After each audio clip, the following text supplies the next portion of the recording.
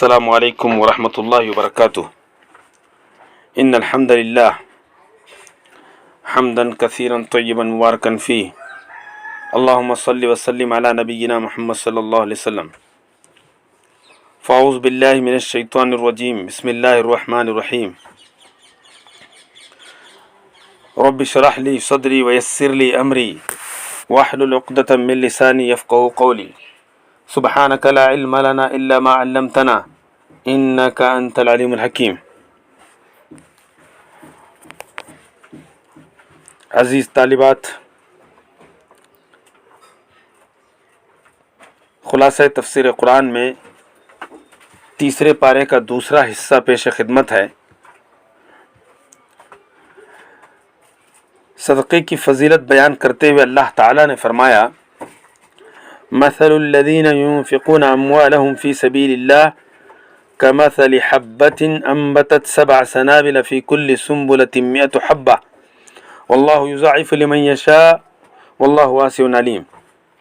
ان لوگوں کی مثال جو اپنے مال اللہ کے راستے میں خرچ کرتے ہیں، ایک دانے کی مثال کی طرح ہے جس نے 7 خوشے اگائے، ہر خوشے میں 100 دانے ہیں، یعنی ہر بالی میں 100 دانے ہیں، اور اللہ جس کے لیے چاہتا ہے بڑھا دیتا ہے، اور اللہ وسعت والا اور سب کچھ جاننے والا ہے۔ یہ صدقے کی فضیلت بیان کرتے ہوئے اللہ تعالیٰ نے ایک دنیا کی مثال دے کر کے سمجھائی ہے۔ اور صدقہ کرنے کے آداب میں پہلا ادب یہ ہے کہ صدقہ خالص اللہ کو خوش کرنے کی نیت سے دینا چاہیے، ورنہ پہاڑوں جتنا مال بھی خرچ کرتے ہیں کچھ فائدہ نہیں ہوگا۔ بلکہ رسول اللہ صلی اللہ علیہ وسلم نے فرمایا، جہنم میں سب سے پہلے جانے والوں میں ایک وہ سخاوت کرنے والا، ایک وہ سخی بھی ہوگا جو ریاکاری کے لیے صدقہ کرتا ہے۔ دوسرا ادب، جب صدقہ اللہ کے لیے دیا ہے، پھر جس غریب کو صدقہ دیا ہے اس پر احسان نہ جتلایا جائے۔ اور تیسرا ادب یہ ہے کہ غریب کو تانا نہ دے، تانا دے کر کے اس کو تکلیف نہ پہنچائے۔ اللہ تعالیٰ نے فرمایا، یا ایھا الذین آمنوا لا تبطلوا صدقاتکم بالمن والأذى كالذي ينفق ماله رياء الناس ولا يؤمن بالله واليوم الآخر۔ اے لوگو جو ایمان لائے ہو، اپنے صدقے احسان رکھنے اور تکلیف پہنچانے سے برباد مت کرو۔ اس شخص کی طرح اپنا مال لوگوں کو دکھاوے کے لیے خرچ کرتا ہے اور ایمان نہیں لاتا ہے اللہ پر اور آخرت پر۔ صدقہ کر کے احسان جتانے والا، تکلیف دینے والا، ریاکاری کرنے والا اور کافر کا صدقہ کرنا ایک برابر ہے۔ یعنی ایک کافر اور ایک صدقہ کرنے والا جو جتا کر کے صدقہ کرتا ہے، دکھاوا کے صدقہ کرتا ہے، دونوں برابر ہیں، کیونکہ کسی کو بھی ثواب نہیں ملتا۔ چوتھی بات یہ ہے، دل کی خوشی سے صدقہ کیا جائے، تنگ دلی یا مجبوری اور تاوان سمجھ کر کے صدقہ نہ کیا جائے، ٹیکس نہ سمجھا جائے۔ پانچواں ادب یہ ہے، اچھی چیز صدقے میں دی جائے، اللہ تعالیٰ کو گھٹیا چیز نہ دی جائے، اللہ کی راہ میں گھٹیا چیز صدقہ نہ دی جائے۔ اللہ تعالیٰ فرماتا ہے، یا ایھا الذین آمنوا انفقوا من طیبات ما کسبتم ومما اخرجنا لکم من الارض ولا تیمموا الخبیث منہ تنفقون ولستم بآخذی۔ اے لوگو جو ایمان لائے ہو، ان پاکیزہ چیزوں کو خرچ کرو، ان میں سے جو تم نے کمائی ہے اور جو ہم نے تمہارے لیے زمین سے نکالی ہے۔ گندی چیزیں دینے کا ارادہ نہ کرو جسے تم خرچ کرتے ہو، حالانکہ تم خود اسے کسی صورت میں لینا پسند نہیں کرتے۔ اور چھٹا ادب یہ بتایا گیا، مال صرف ان لوگوں کو نہیں دینا چاہیے جو آپ کے دروازے پر مانگنے کے لیے آتے ہیں یا جو غربت کے حوالے سے مشہور ہیں، بلکہ ان لوگوں کا خیال کرنا چاہیے جو لوگ اللہ کے راستے میں خدمات انجام دے رہے ہیں، ان کی ضروریات پوری کرنے کے لیے صدقہ کرنا چاہیے۔ اللہ تعالیٰ نے فرمایا، للفقراء الذین احصروا فی سبیل اللہ لا يستطيعون ضربا في الأرض يحسبهم الجاهل أغنياء من التعفف تعرفهم بسيماهم لا يسألون الناس إلحافا وما تنفقوا من خير فإن الله به عليم. یہ صدقات ان محتاجوں کے لیے ہیں جو اللہ کے راستے میں روک دیے گئے، زمین میں سفر نہیں کر سکتے، ناواقف انہیں سوال سے بچنے کی وجہ سے مالدار سمجھتا ہے، تو انہیں ان کی علامت سے پہچان لے گا. وہ لوگوں سے لپٹ کر چمٹ کر نہیں مانگتے، اور تم خیر میں سے جو خرچ کرو گے سو یقین اللہ سے خوب جاننے والا ہے.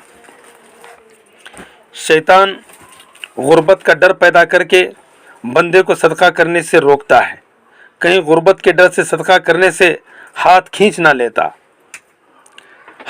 نہ لینا چاہیے. اللہ تعالیٰ صدقہ دینے والے سے دنیا میں اپنے فضل اور آخرت میں بخشش کا وعدہ کرتا ہے. اللہ تعالیٰ فرماتا ہے الشیطان یعدکم الفقر ویأمرکم بالفحشاء واللہ یعدکم مغفرۃ منہ وفضلا واللہ واسع علیم. آگے یہ بات بتائی گئی قرض دینے کی فضیلت اور سود کی حرمت. صدقے کی ایک صورت کسی ضرورت مندوں کو ان کی ضرورتیں پوری کرنے کے لیے قرض دیا جائے.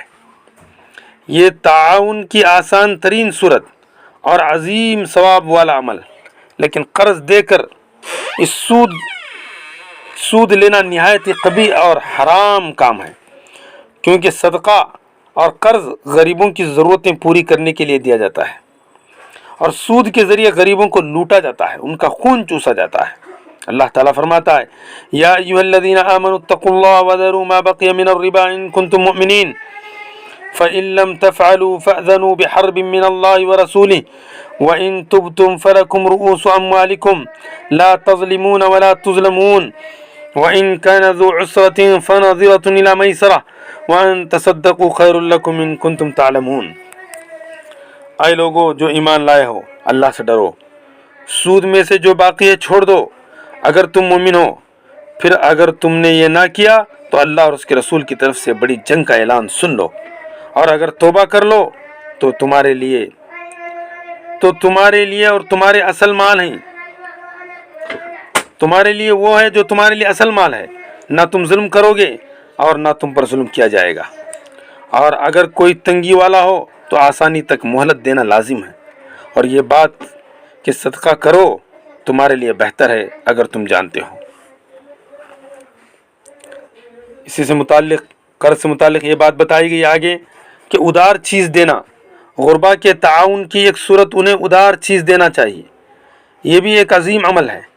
یہ ضرور کرو کہ جب کسی کو قرض دیں یا کوئی چیز ادھار دیں تو اسے لکھ لیا کریں اور اس پر 2 مردوں کو گواہ بنا لیں.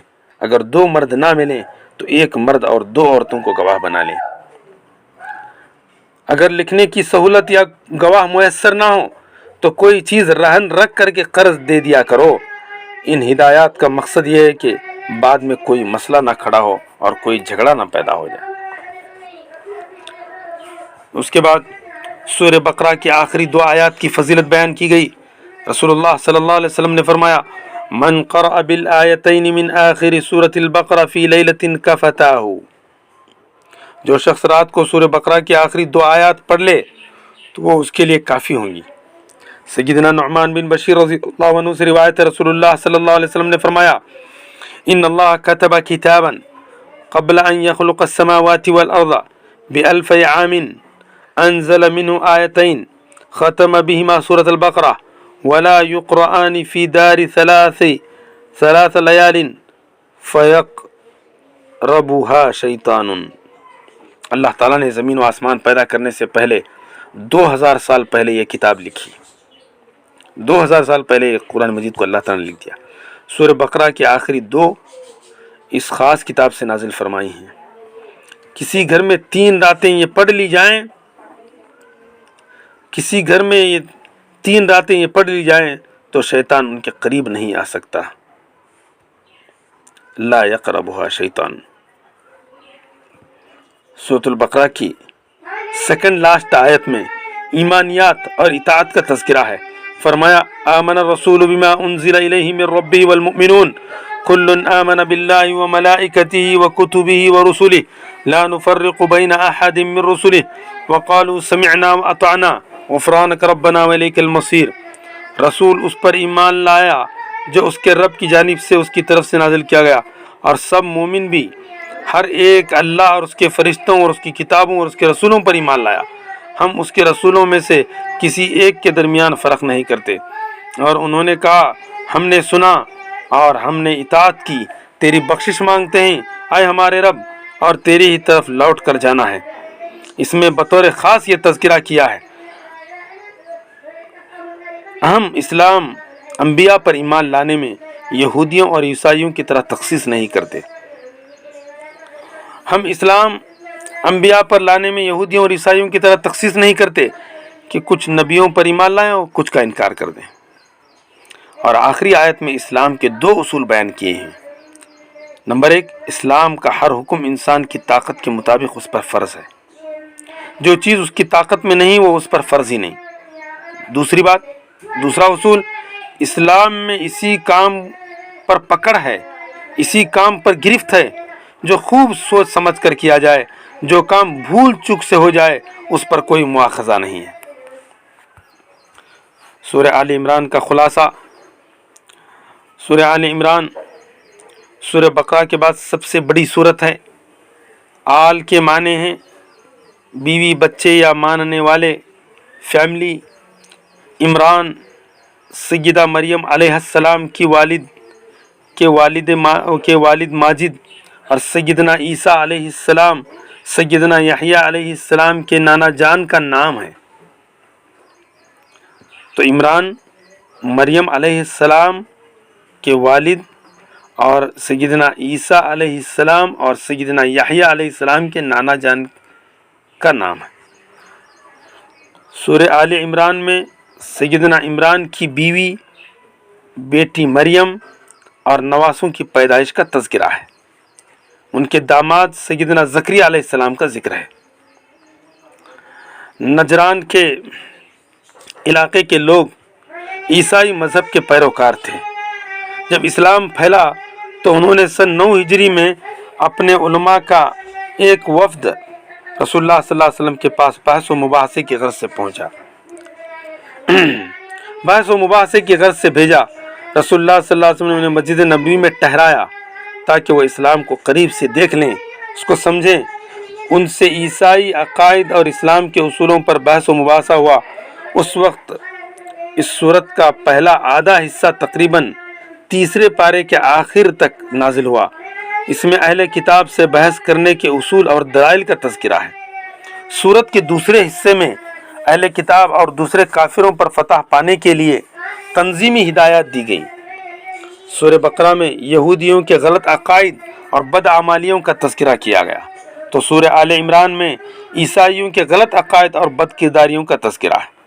اس کا مقصد یہ بتانا ہے کہ یہود کے بعد عیسائیوں کو امامت عالم اور امامت کبریٰ عطا کی گئی تھی، مگر انہوں نے یہود کی طرح اس کا حق ادا نہیں کیا، بلکہ دین کو خراب کرنے کی پوری کوشش کی۔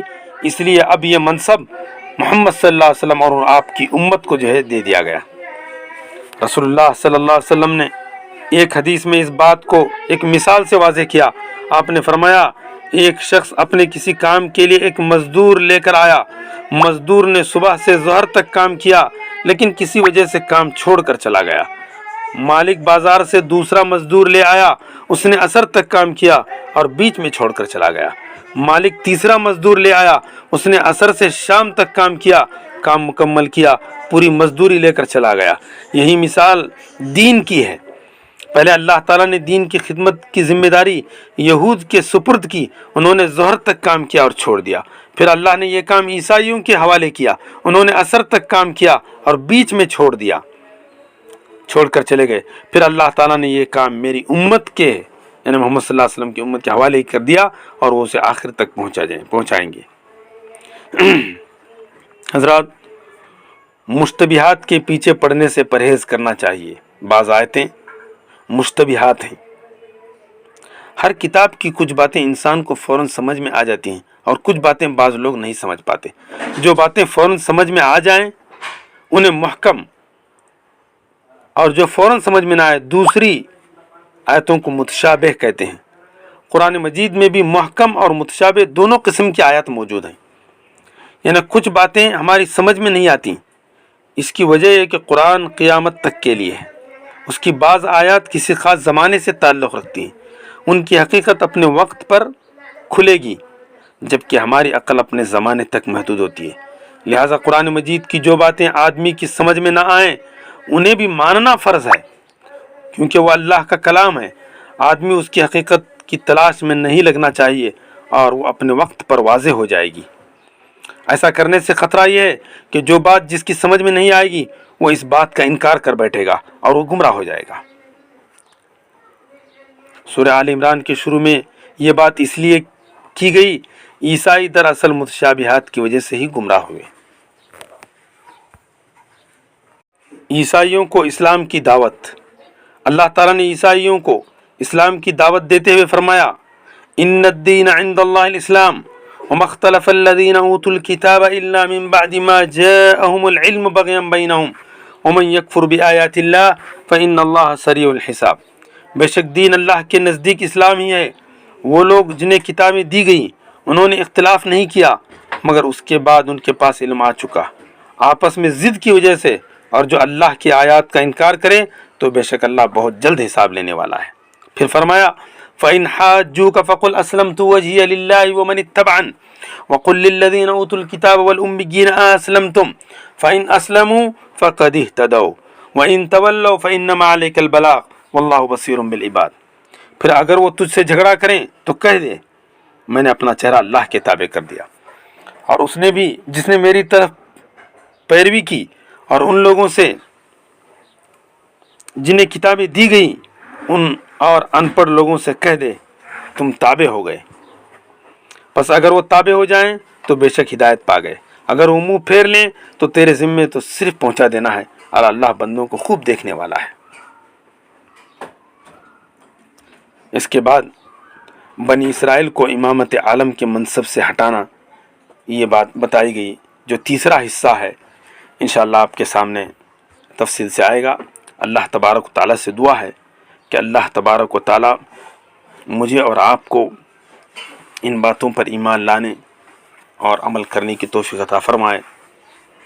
سبحان ربک رب العزت عما یصفون وسلام علی المرسلین والحمد للہ رب العالمین۔ السلام علیکم ورحمۃ اللہ وبرکاتہ۔